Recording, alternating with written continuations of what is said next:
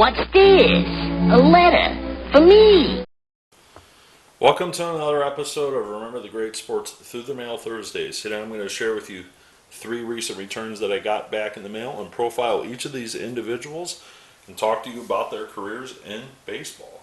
So the first return is returned from Washington State, and that is a return from former pitcher of the Minnesota Twins, Jim Allen, on 1, 2, 3, and 4. And as far as I can tell, this is the only card that exists of Mr. Allen. I could be wrong on that. But let me tell you about Jim Allen and his career in baseball. Hailing from Snohomish, Washington, Allen was signed by the New York Yankees as a free agent before the 1963 season. As a 17-year-old in the Yankee system, he appeared in 14 games his first year, posting a 7-5 record. He would then be drafted in the first-year player draft by the Minnesota Twins. The Twins would place him in their A-ball affiliate. He would work his way up to AAA in 1966, where he would post a 20-win and 8-loss record in 33 games started for the Twins' AAA affiliate. Well, with his immaculate pitching performance in AAA, he would be called up to the Minnesota Twins to ironically make his major league debut against the team that originally signed him, the New York Yankees. On September 3rd, 1966, he would face Mickey Mantle, and Mickey Mantle would get a hit off of him, a single.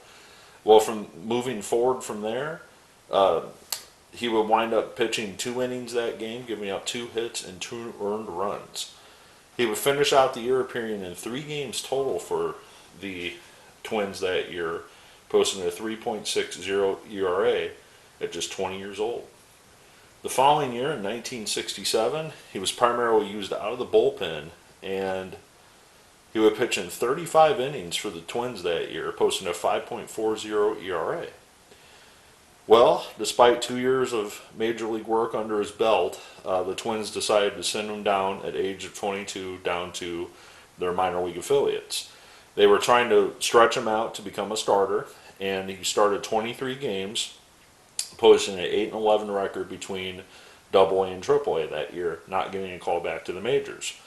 Well, 1969 rolled around, and again, he would be between AA and AAA, but his record would just be 4-2 in 24 games, and then he would develop some arm problems.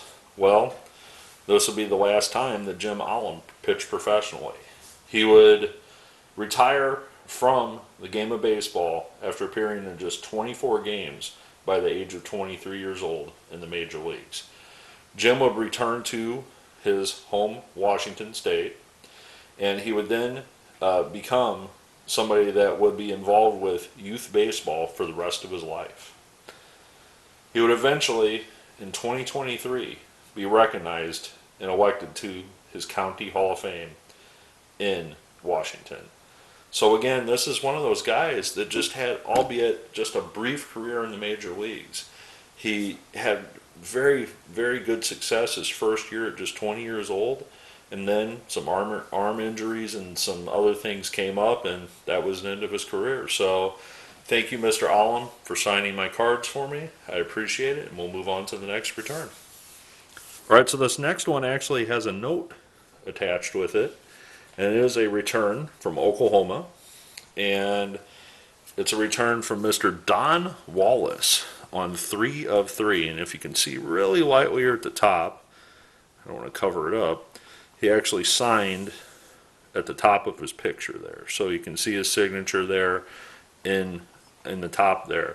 And along with that, he actually gave me a typed letter, and I'm going to read a little bit about it because it does profile his career, and he also signed that at the bottom as well. So he personalized it to me and signed it at the bottom. So I'm going to read a little bit from this because it tells you about his career. So let me tell you about Don Wallace and his career in baseball. Before I talk about Don, I just want to point out that Mr. Kelso has passed away. He passed away a few years ago, so I'm not going to be able to ever complete this card. So this is as completed as it'll ever be. So let's talk about Don Wallace. All right, Don Wallace grew up in the small town of Sapepua, Oklahoma, with his mother and father. His father worked in the oil fields, and when he graduated from high school, he actually had an opportunity to try out at Oklahoma State University. As a walk-on at Oklahoma State as a freshman, he had a tremendous improvement of his baseball game, and he made the team. While at OSU, he got a scholarship to play on a team that was second and third in the NCAA tournament in 1960 and 61. This led him to become a two-time All-American at OSU. After graduation from OSU, he signed with the Baltimore Orioles out of OSU, and in his first year in 89 games, he batted .325, winning the Northern League batting title. He would play another year in the Orioles organization. Then he would be drafted by the St. Louis Cardinals, who would then return him to the Orioles, who then would be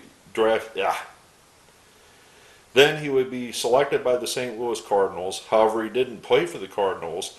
They returned him to the Orioles, and the Yankees actually took him from the Orioles. And he spent the next couple seasons playing for the New York Yankees organization in their minor league affiliates. Don reached AAA, appearing in 146 games in 1964 and 130 in 1965 for the Yankees, putting up respectable numbers. And then he was selected by the California Angels in the 1966 Rule 5 draft. In 1966, he would appear in 108 games for the Angels. He would bat .284 and hit one home run that year. In 1967, he would return to the Angels AAA affiliate. However, he would make the opening day roster, and on April 12th, he would make his major league debut versus the Detroit Tigers. Well, Don was primarily used as a defensive replacement during those games, and during his 23 games, he only had 6 at-bats, and in those 6 at-bats, he failed to get a hit. So Don actually never got a major league hit in his entire career. After the end of that 1967 season, he was sent to the Mets as a player to be named later. He would spend the entire 1968 season in the Mets AAA affiliate, and that would be the end of his baseball playing career. So Don would only have 23 games to his credit with no hits for his entire Major League Baseball career. Well, Don moved back to Oklahoma. His letter doesn't really say what he did after his playing career, but I'm sure he was very successful in that, and he was very happy to include this nice little letter, like I said, talking about his playing career.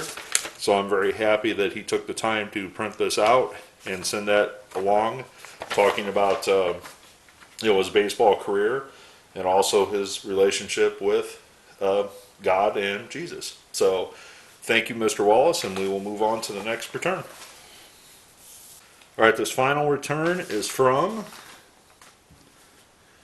Illinois, and it was a return from a very similar card of 1967, rookie stars of the Cubs, of Rich Nye on 404. This is actually him as a Cardinal. But originally when I got these cards, it was my intention to write Mr. Upham and ask him to sign them after I got Mr. Nye to sign them. Unfortunately, as of me shooting this video, Mr. Upham has passed away. So rest in peace, Mr. John Upham. But let me tell you about Rich Nye and his career in baseball. Rich Nye, a California native, was actually drafted by the Houston Astros, but chose not to sign as he remained in college at the University of California, Berkeley. The following year, in 1966, he would be drafted again by the Chicago Cubs, but this time would sign. He would be sent to the Cubs minor league affiliate in 1966, where he would post an 8-4 record between rookie ball and A-ball in 17 games. Well, despite just spending that brief amount of time in the minor leagues, Rich Nye got his chance to shine as he was called up to the majors that same year. So this guy went from rookie ball, A-ball, to the major leagues all in one season. In his first major league debut, this came against the St. Louis Cardinals on September 16th, 1966. Rich pitched against the Cardinals in 8 innings, gave up 10 hits, 3 earned runs in a loss eventually in his major league debut. Well, Rich would pitch in 2 more games, finishing out that year in 1966, and then the following year in 1967, he was part of bolstering that Chicago Cubs pitching staff. He would appear in 35 games, starting 30 of those, posting a 13-10 record with a 3.20 ERA at the age of 22 for the Cubs. 1968, he would return as a starter with the Cubs. However, he would appear in just 27 games, and his record would dip to just 7 wins and 12 losses, but his ERA was still good at 3.80. In 1969, he was shifted primarily to the bullpen. In 34 appearances in 1969 with the Cubs, he would post a 3-5 record. After that season with the Cubs, he was then dealt to the St. Louis Cardinals. The Cardinals did not hang on to him very long because after spending just a brief period with the Cardinals, on May 15th, he was sold to the Montreal Expos of that 1970 season. So he would split the year between St. Louis and Montreal in 1970. Well, the next year he would start the year in Montreal. However, some arm issues kind of precluded him that kind of showed up while he was with the Expos. And he would be let go from the Expos, and he would finish out the year pitching for both the Pirates and the Cleveland Indians organizations, finishing out his career.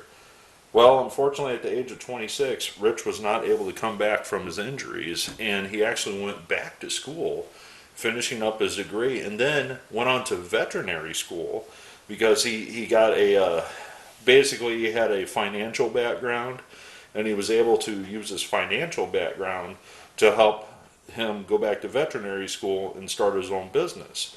Well, Rich Nye, around the Chicagoland area, would wind up having multiple veterinary clinics around the Chicagoland area throughout the rest of his career. I think early in the 2000s, Rich and his partner actually wound up selling his businesses, his veterinary businesses, but he still can be found from, according to his Wikipedia page, helping out at some of those veterinarian clinics. So technically, he's Dr. Rich Nye, not to be confused with Bill Nye, the science guy. So Dr. Nye, or Rich Nye, went on to have an illustrious career saving animals after he went into retirement from his Major League Baseball career. So I thought that was a pretty cool story to find out that about Rich Nye. So I want to thank Mr. Nye.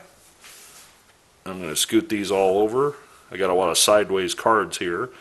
And like I said, both Mr. Kelso and Upham have passed away, so I will not be able to get those signed by them. But I also want to not forget to thank Mr. Jim Allen here for signing his 4 cards as well. I hope you enjoyed this episode of me talking about some lesser known guys from the 1960s, especially Mr. Wallace, who never actually got a hit in the major leagues, but yet he goes down in the record books as a major leaguer. I also want to talk about Jim Allen and Rich Nye a little bit more, saying if it wasn't for the injuries of their career, both of these guys would have been around a lot longer, and you probably know their names. So thank you very much for your time of watching, and as always, happy collecting.